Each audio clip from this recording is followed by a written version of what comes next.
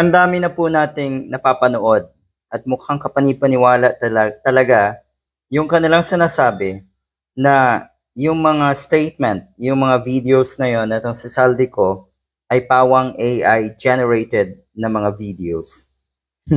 Marami po yan. Mapapanood nyo yan online. Lahat yan daw ay AI. So, syempre, itong mga DDS, ang sinasabi kasi nila, galing daw mismo yan sa Facebook page, sa original, o sa lehitimong Facebook page na itong si Saldico. Paano daw magiging AI? Yan. Diyan sanay. Diyan umiikot ang sistema ng mga diehard. Pagkatotohanan, yung talagang totoo na pangyayari, allergic sila dyan.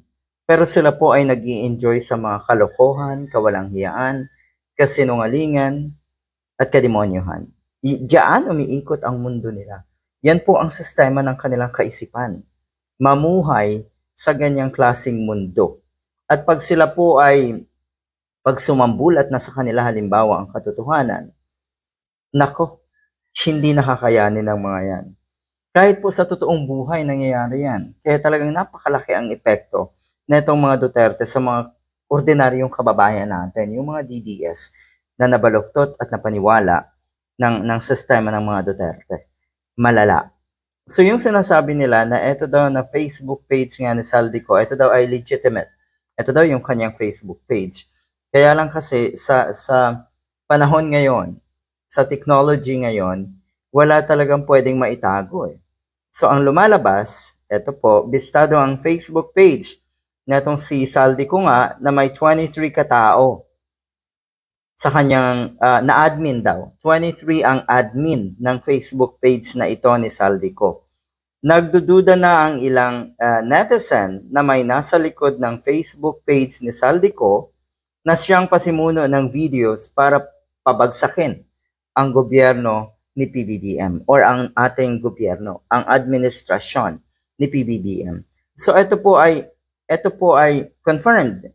Merong 23 na admin etong Facebook page daw na itong si Saldico.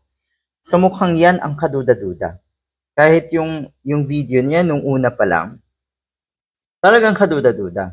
So kung meron mang nag-debunk doon sa kanyang statement na yon at AI din ang ginamit, siguro deserve din, 'di ba? Deserve din na pasinungalingan through AI lang. At sino ang gumawa niyan?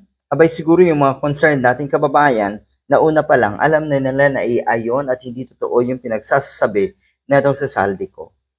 Nako.